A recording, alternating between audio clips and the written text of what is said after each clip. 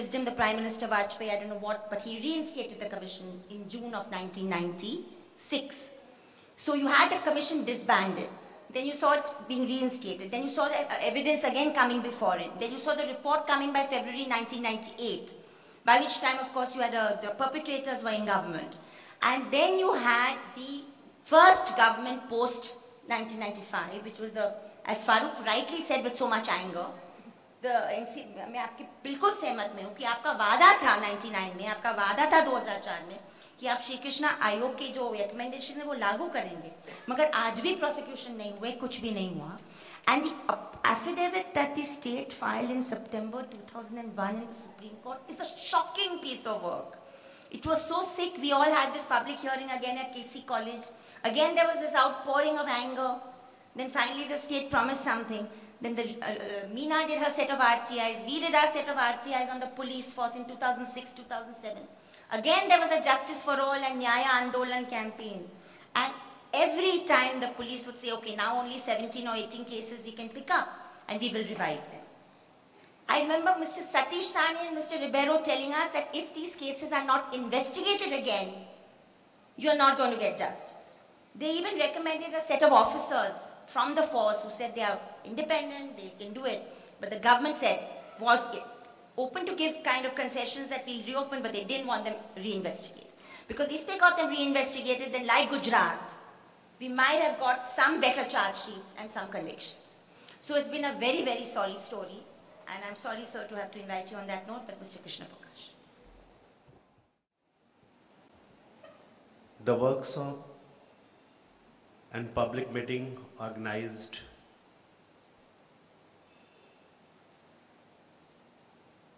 for justice for mass crimes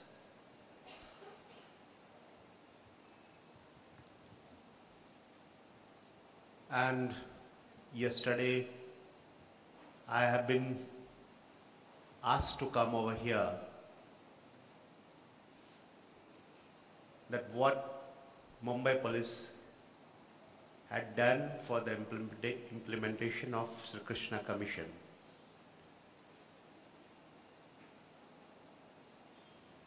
I am, so far, Mumbai is concerned, very new. I have worked only 6 months in Mumbai. I am working in South region only, so I do not know about the whole scenario. But of course, there are some issues which has been addressed in due course. I know Anand Sahab, Tistas Talwar, ma'am, I don't know whether she is here or not. Shobha Barve used to come since Malegaon days. Huh? Okay.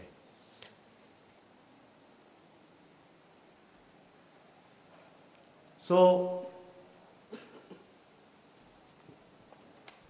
now I will go point wise that what the Mumbai police have done. But I am not knowing whether it has been practically done or not. But there are some measures which have been taken in the past and being taken now also.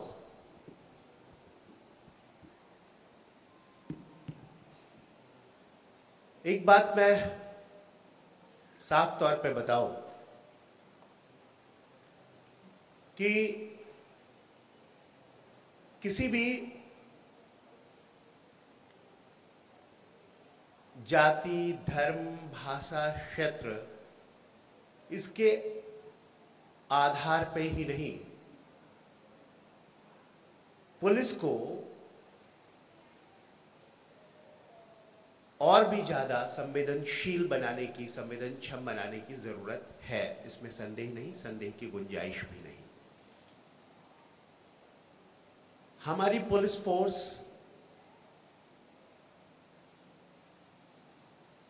1861 के 1861 के police act के अनुसार बनी हुई है,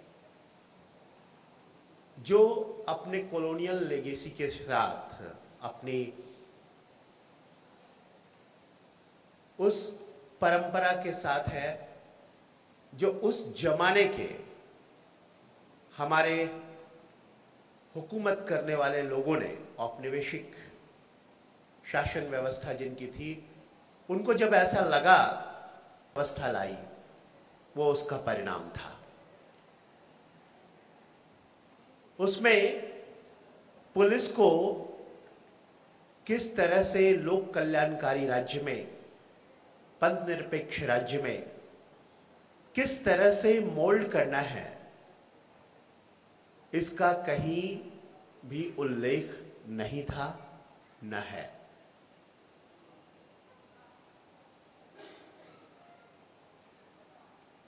और इसलिए तमाम पुलिस रिफॉर्म्स की बात किए जाने के बावजूद भी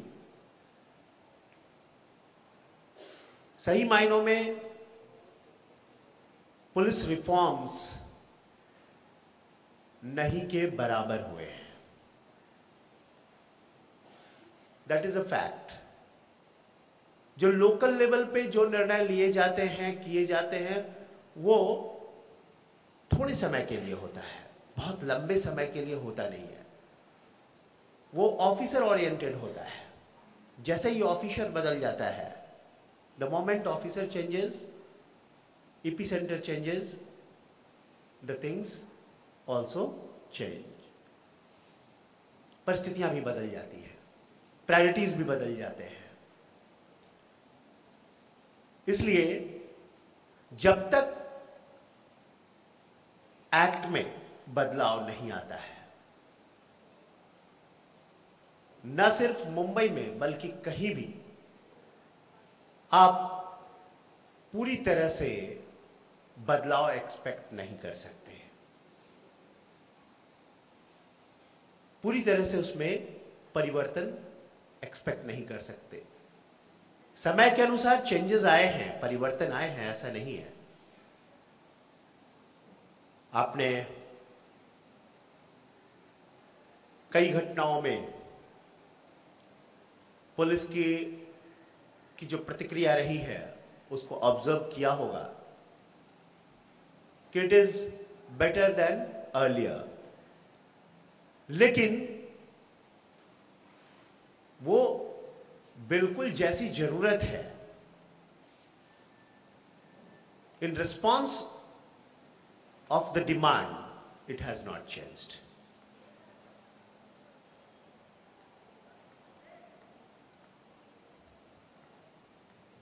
एक मैं मुद्दों पे आता हूं। मुद्दा है कि the discretion of SHOs in investigation of offenses and investigation should be used strictly in accordance with law. Senior police officers need to carry frequent, detailed and strict investigation.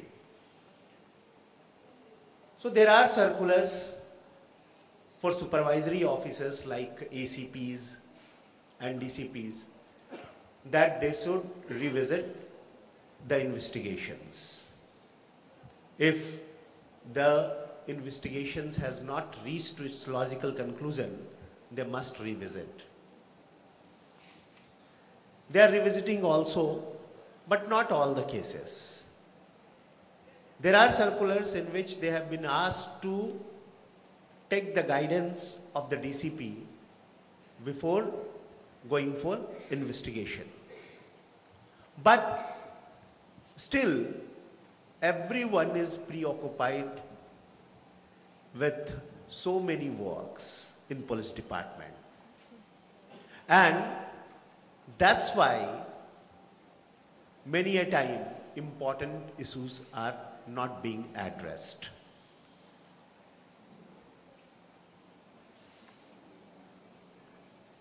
The A summary cases regarding which earlier speakers were talking, I am not acquainted with those cases, so I cannot make any commentary regarding that because I have not gone through the papers.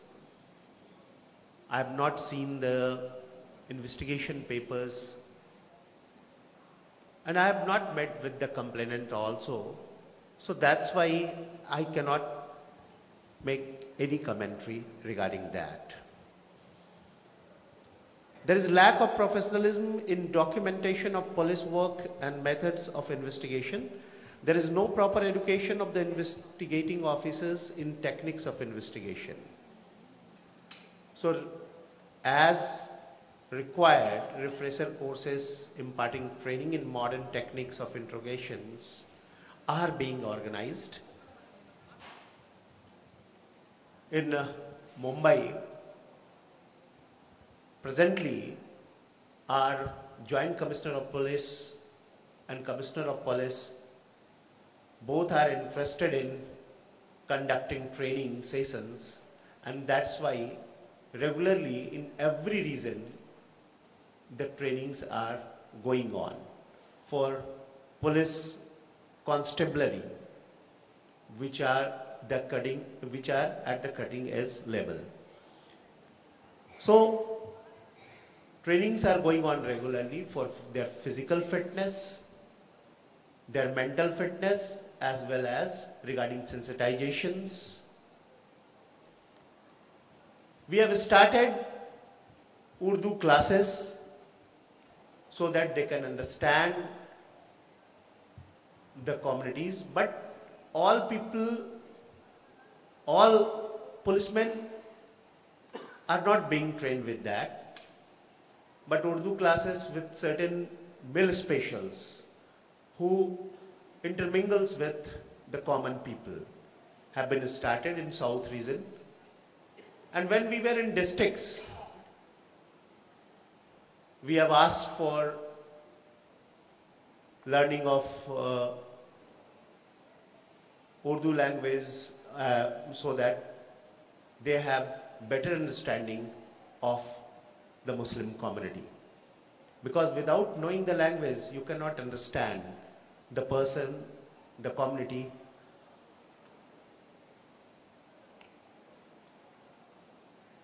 Corruption, I cannot speak about that. This is something which no one can say that corruption has been eradicated. But of course, present setup is against corruption, the CP, Joint CP Law and Order, and almost all additional CPs are having good and impeccable records. So, as Ram Manohar Lohia had said, that if we want to clean the stairs, we should start from the top. So top officers, top cops are honest so far as I know. I don't know what's your opinion, but so far as I know, the top officers are honest and they are having good integrity. So far as constabulary is concerned, one thing I must speak before you, I must tell you कि corruption के 4 प्रकार होते हैं। एक होता है नजराना, जिसे हम कहते हैं goodwill money, goodwill gift. Police वालों को वो नहीं मिलता है, चिंता मत कीजिए। वो उनको मिलता है जिनसे गुडविल बनाने की जरूरत होती है। दूसरा होता है, आप समझ लीजिए किनसे गुडविल बनाते हैं आप, मैं किन्हीं का नाम नहीं लूंगा, किसी पद का नाम नहीं लूंगा, बट यू नो कि किनसे गुडविल बनाया जाता है। दूसरा होता है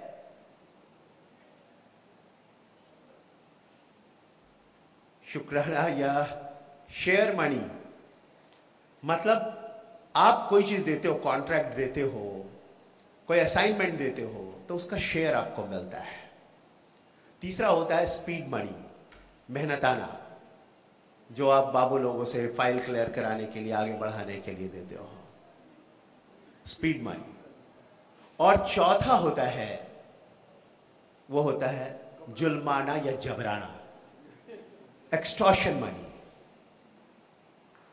पुलिस के कम लोग करप्ट है, मैं फिर बता रहा हूं, आपको आश्चर्य होगा ये बात सुनकर, लेकिन मैंने जिस डिस्ट्रिक्ट में भी काम किया है, मैंने जो इंप्लीमेंट कराना चाहा है, बाकी डिपार्टमेंट के लोग, अगर टॉप बॉस ईमानदार भी आ गया तो इंप्लीमेंट कराना उसके लिए बहुत मुश्किल होता है। लेकिन मैं जिस डिस्ट्रिक्ट में भी गया हूं, मैंने जो इंप्लीमेंट कराना चाहा है मैं करवा सका हूं। और इसका कारण यही है कि पुलिस में कम संख्या में करप्ट लोग होते हैं। आप बहुत आश्चर्य करेंगे कि मैं ये बात कैसे बोल रहा हूं। वो 10% लोग होते हैं जो मुख्य काम संभालते हैं, लेकिन जो बाकी लोग जो केवल ड्यूटी करते हैं, बंदोबस्त खड़े होकर ड्यूटी करते हैं, कुछ खास ड्यूटी छोड़ करके बाकी पुलिस वाले जुल्माना करने के या तो लायक नहीं होते, क्योंकि उनके पास उतना स्किल नहीं होता, उतने वो क्रूर नहीं होते, या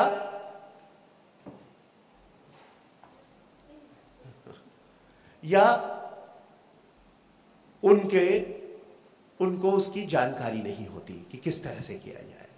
तो इसलिए मैं आपको बता रहा हूं कि पुलिस का बहुत बड़ा हिस्सा अभी भी ईमानदार है, केवल उसको कैसे उपयोग किया जाए इसकी जानकारी जरूरी है। कैसे इसको इम्पार्शियल बनाया जाए, जैसे आपने कहा, पार्शियल हो जाते हो क्योंकि वो उसी परिवेश में पले होते हैं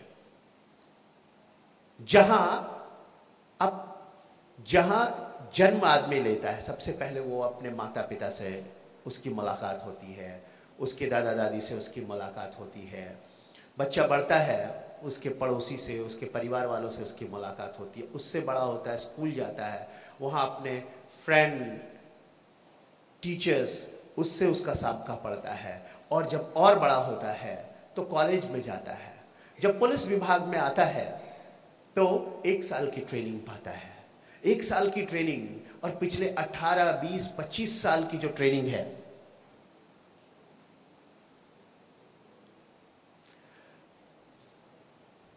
उसमें आप बिल्कुल बदलाव ले आएंगे। 1 साल की ट्रेनिंग में यह संभव ही नहीं, और ट्रेनिंग का शेड्यूल भी जो है, और ट्रेनिंग के जो सब्जेक्ट्स भी हैं, वो उस पर कॉन्सेंट्रेटेड नहीं रहते हैं, उस पर निर्धारित नहीं होते कि कैसे उनको इम्पार्शियल बनाया जाए। ऐसा ट्रेनिंग में कुछ भी नहीं है।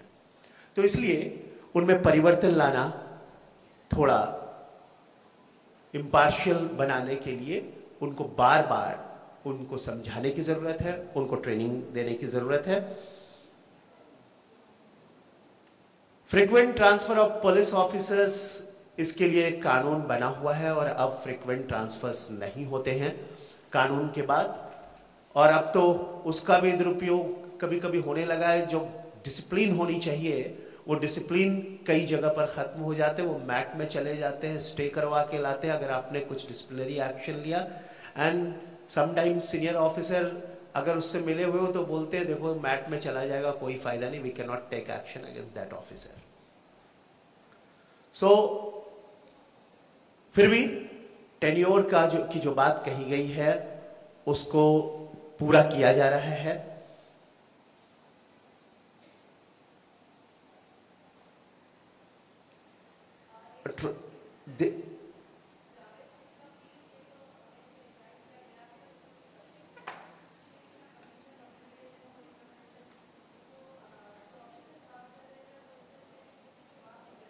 मैं उसी पे बात कर रहा हूं। आपका जो जी मुआजरत चाहूंगा, आप ये जो इसमें मुद्दे दिए थे, memorandum of action taken report जो गवर्नमेंट ने एक्सेप्ट किया था, उस मुद्दे पर मैंने बात करी है। चूंकि ये अब जो मुद्दा है मेरे पास जो बताया गया था कि श्री कृष्णा कमीशन के एक्शन टेकन रिपोर्ट के लिए जो बातें करनी थी उस संदर्भ में पुलिस डिपार्टमेंट के संदर्भ में मैं वो बात कर रहा हूं। और चूंकि मुझे इसकी जानकारी, मैंने पहले ही बताया कि मुझे इसकी जानकारी बहुत नहीं है, तो मैं क्षमा चाहूंगा और मैं यहां पर समाप्त करता हूं। नहीं नहीं, नहीं कोई बात नहीं, आप मुझे पहले से लिख कर दे देंगे कि किस मुद्दे पर बोलना है, तो मैं तैयारी करके आऊंगा अगली बार से। बट मुझे ये लगा कि श्री कृष्ण कमीशन के अंतर्गत, तो वो मैं पॉइंट वाइज मैं वही बता रहा था, जो पॉइंट्स था मैंने अभी 6-7 पॉइंट्स पुलिस से रिलेटेड।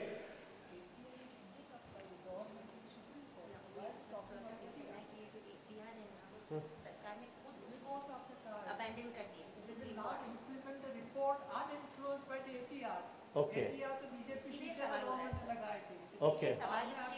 दूसरी गवर्नमेंट आई, ओके हमने वहाँ पिटीशन फाइल की है, वहाँ सुप्रीम कोर्ट में आपके वकील की तरफ से ये स्टेटमेंट है, मिस्टर अशोक देसाई ने कहा है कि we will implement the report uninfluenced by ATR.